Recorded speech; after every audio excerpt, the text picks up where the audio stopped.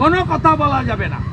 রানী রেগে যাবে, সাহেবা রেগে যাবে, উজিরে আলা রেগে যাবে।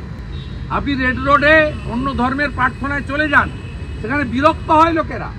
আমরা বিজেপি এমএলএরা মুসলিমদের ভোটে কেউ জিতিনি, যা খুশি বলে যাচ্ছেন 1 ঘন্টা 22 মিনিট। আমি ব্যানার্জি, আমি ব্রাহ্মণ, খুব ভালো লাগছে। আপনি তোষণ করতে থাকুন, আমরাও ঐক্যবদ্ধ হচ্ছি। নমস্কার বন্ধুরা, আমার নাম ধ্রুবজ্যোতি সরকার।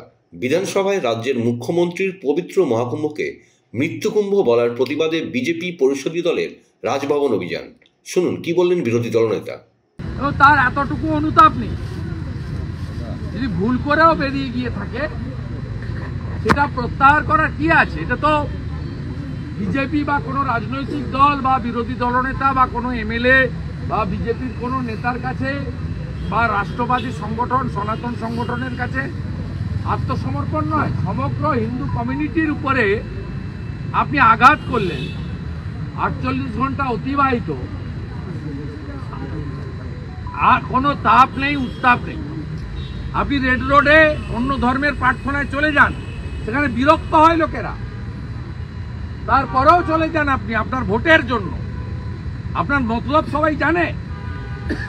আর আমাকে বিশেষ করে ইঙ্গিত করে আপনি অনেক কথা বলেছিলেন যে নতুন হিন্দু ধর্মীয় না। আমি হিন্দু ধর্মীয় নেতা নই, হিন্দু ধর্মীয় নেতা শঙ্করাচার্যরা।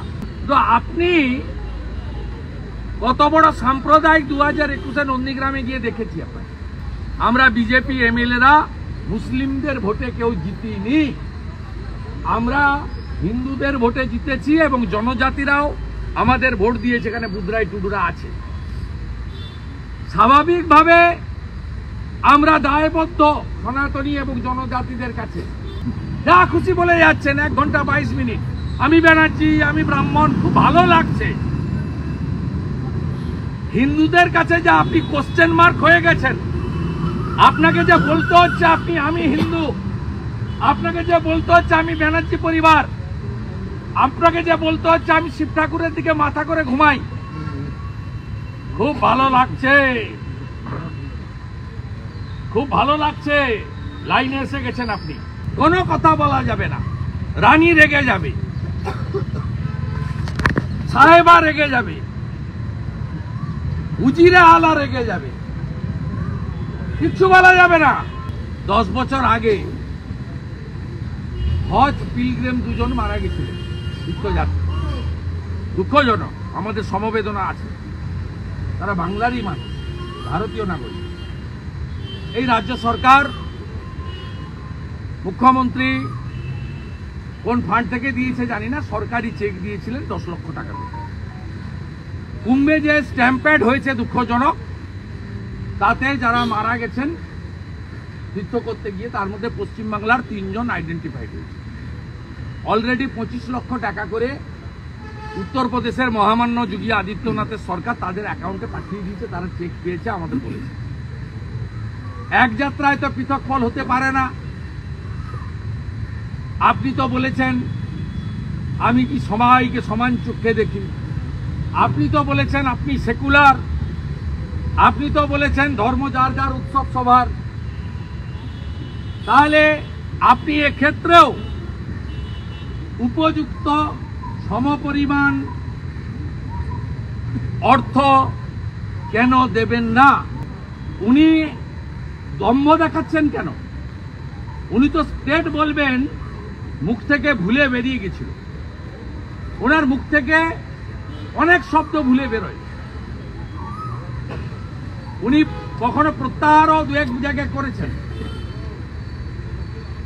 উনি সুজিত বসুর পুজোয় গিয়ে চণ্ডীপাঠ ভুলে গেছিলেন, বলছেন শ্রীকুমার দাস সব গন্ডগোল করে দিল। এগুলো করেছেন। তো এটা যেটা করেছেন না, এটা ক্ষমার অযোগ্য। আপনি তোষণ করতে থাকুন, আমরাও ঐক্যবদ্ধ হচ্ছি। আমরা আপনাকে হারাবো, আপনাকে প্রাক্তন মুখ্যমন্ত্রী করব এবং এই বাংলায় সুশাসন ফিরবে। এই একটা ছোড়া আছে, তমলুকে দাঁড়িয়েছিল, আমাদের মাথার গেরুয়া পাগড়ি দেখে লিখেছে যে মনে হচ্ছে হিন্দিভাষী বিধানসভা। এরা এইসব চাষ করে, এরা সনাতনীদের হিন্দিভাষী বলে, বাংলাভাষী বলে। কখনো মুসলমানদের বলে না এরা উর্দুতে কথা বলে, এরা বাংলায় কথা বলে, এরা উর্দু স্পিকিং মুসলিম, এরা বাংলা স্পিকিং মুসলিম। কখনো সেলিম সাহেবের মুখ থেকে, এই সায়ন ব্যানার্জিদের মুখ থেকে পাবেন না। এরা আমাদেরকে করে বিভাজন, হিন্দুদের ভাগ করো জাতপাতের নামে, ভাষার নামে, আর মাঝখান থেকে গলে বেরিয়ে যাও। আরে শুনে রাখো সিপিএম, স্বামী প্রণবানন্দ, স্বামী বিবেকানন্দ গেরুয়া পাগড়ি পরে বাংলায় হিন্দুত্ব এবং সনাতনীদের জন্য দেবদূতের ভূমিকা পালন করেছিল।